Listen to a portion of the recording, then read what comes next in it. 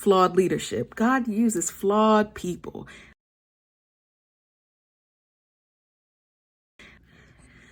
This one is real hard. He was still after God's own heart. I mean, David Bathsheba and kills her husband. Now, if you had seen that on the nightly news, would the first thing you think of be, oh, this man really loved God? We wouldn't do that. And so to use flawed leadership as a generalization for really, really toxic, problematic, and dangerous spiritual behavior is a real misuse of scripture. And that's what makes the exaltation of the Bible such a beautiful tool to use to manipulate, keep people in line, and police their thinking.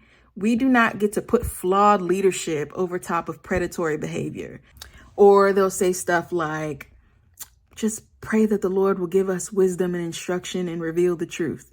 And in a lot of these situations, what you'll find is cover-ups, hush money, all kinds of manipulation, deleted emails, deleted texts.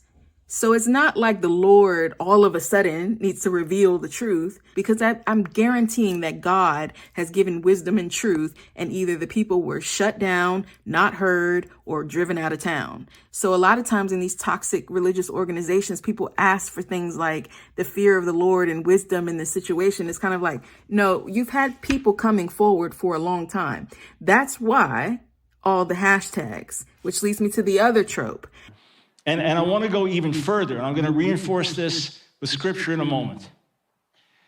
If you have already posted things, just take a screenshot so you can show if you happen to be right in the future. Take a screenshot and delete it. Delete it. Wipe it out. It does no good right now. You know, just stay in the body, the spiritual family. Like, don't be on social media. You know, don't be on social media asking about unfounded claims and things like that. Nah, that's called thought policing.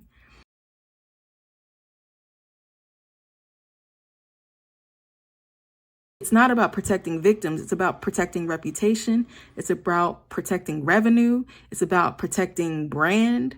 So when they say that, don't go on social media, but we want God to reveal truth. Well, if you want God to reveal truth, why don't you want people on social media? There are plenty of stories being told, right? So it's not about truth. It's about containment. And we need to learn how to be able to look and see that these are just tropes that people are doing when they're desperate and grasping at straws.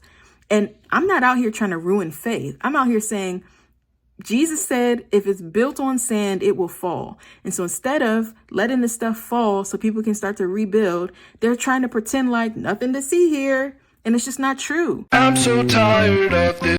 Why Jesus strikes again. Let it crumble. Let it fall to pieces and start over.